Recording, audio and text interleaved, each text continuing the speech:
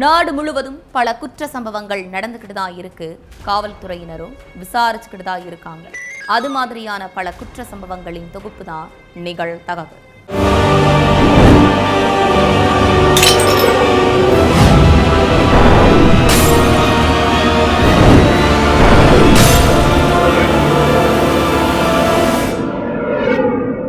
நிகழ்தகவு. வீட்டு வாசலில் விளையாடிக் கொண்டிருந்த சிறுவனை காணவில்லை என புகார் அளித்த தாய். சிறுவனை பல இடங்களில் தேடி அலைந்த போலீஸ். எங்கு தேடியும் சிறுவன் கிடைக்காததால் வழக்கை கிடப்பில் போட்ட காவலர்கள். கிட்டத்தட்ட 6 வருடங்கள் கழித்து சிறுவனை கொலை செய்து சடலத்தை புதைத்ததாக மது போதையில் உறவினர்களிடம் ஒளரி கொட்டிய சித்தப்பாவை கஸ்டடியில் எடுத்து விசாரித்த போலீஸ். அடுத்தடுத்த விசாரணையில் வெளியான பகீர் தகவல். அண்ணன் மகனை கொடூரமாக கொலை செய்தது ஏன்? 6 வருடங்களுக்கு பிறகு வெளியான மர்ம பின்னணி என்ன?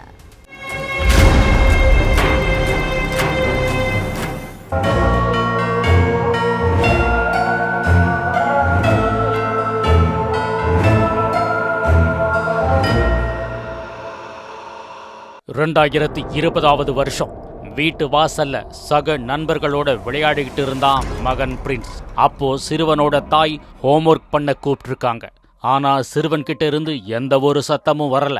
இதனால சிறுவனோட தாய் வீட்டு வாசல்ல போய் பார்த்திருக்காங்க.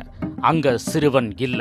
இதனால பதற்றமான பெண் தன்னோட மகனை தேடி பல இடங்கள்ல அலைஞ்சிருக்காங்க.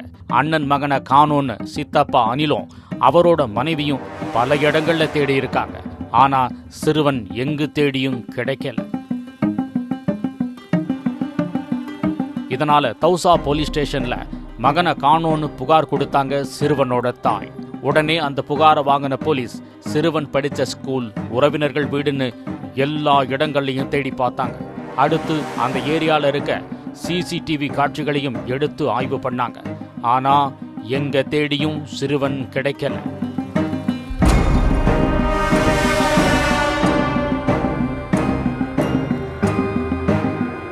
இதனால சிறுவனோட பெற்றோர்கிட்ட இருந்து விசாரணையை ஸ்டார்ட் பண்ணியிருக்காங்க போலீஸ். சிறுவனை எல்லா இடத்துலையும் தேடி பார்த்துட்டோம், ஆனா எங்க தேடியும் கிடைக்கல. ஒருவேளை சிறுவன் பணத்துக்காக கடத்தப்பட்டிருக்கலான்னு சொல்லியிருக்காங்க. உங்களுக்கு யார் கூடவாவது முன்பகை இருக்கா? உங்களுக்கு யார் மேலேயாவது சந்தேகம் இருக்கான்னு போலீஸ் கேட்டிருக்காங்க. அதுக்கு சிறுவனோட தாய், நாங்க எல்லார்கிட்டையும் அன்பாதான் பழகுவோம், அதனால எங்களுக்கு எதிரின்னு யாருமே கிடையாதுன்னு சொல்லியிருக்காங்க. சிறுவனை பத்தி எந்த ஒரு துப்பும் கிடைக்காததுனால சிறுவனை கண்டுபிடிக்க முடியாம போலீஸ் திணற ஆரம்பிச்சாங்க. அடுத்து இந்த வழக்க அப்படியே கிடப்பிலையும் போட்டுட்டாங்க. இப்படியே 6 வருஷம் முடிஞ்சிருச்சு. இந்த நிலைமையில சிறுவனோட சித்தப்பா அனில் தன்னோட சொந்தக்காரங்க கூட உக்காந்து மது குடிச்சுக்கிட்டு இருந்திருக்காரு. அப்போ ஃபுல் போதையில வாய் உளர ஆரம்பிச்ச அனில், நான் தான் 6 வருஷத்துக்கு முன்னாடி அண்ணன் மகன் பிரின்ஸை கொலை பண்ணி சடலத்தை புதைச்சேன்னு சொல்லி அங்கிருந்தவங்களை அலற வச்சிருக்காரு.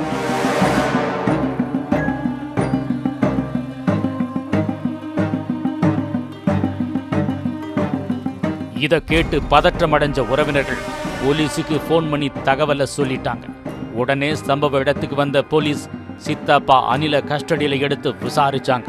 அதுலதான் சிறுவன் பிரின்ஸ் கொலை செய்யப்பட்டதுக்கான காரணமும் அந்த கொலைக்கு பின்னாடி ஒளிஞ்சிருக்கக்கூடிய மர்மமும் ஒன்னா வெளியே வந்துச்சு. ராஜஸ்தான்ல இருக்கக்கூடிய தௌசா மாவட்டத்தை சேர்ந்தவர் அனில்.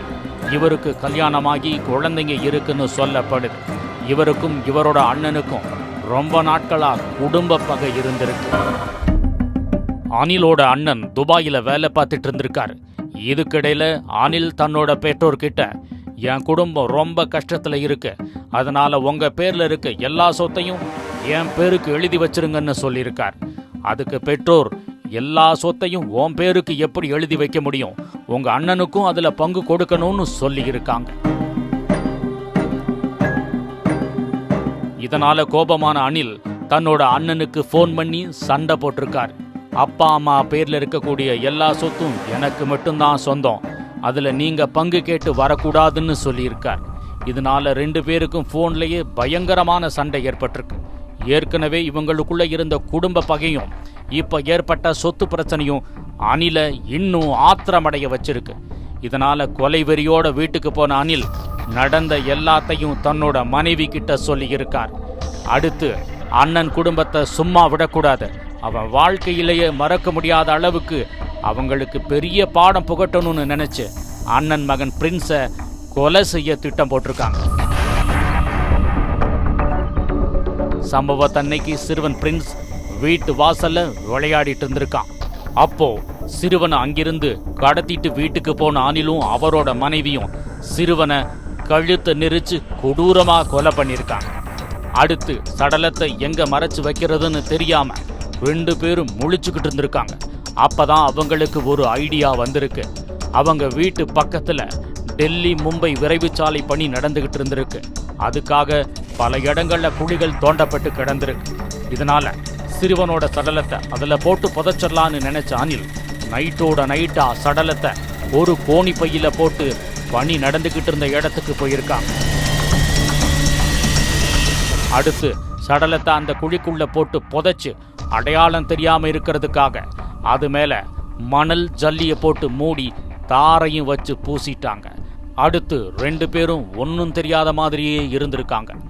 ஆனா கிட்டத்தட்ட 6 வருஷம் கழிச்சு மது போதையில் இருந்த சித்தப்பா அனிலால எல்லா உண்மைகளையும் தெரிஞ்சுக்கிட்ட போலீஸ் அவரையும் அவரோட மனைவியும் அரெஸ்ட் பண்ணி அவங்கள சிறையில் அடைச்சிட்டாங்க.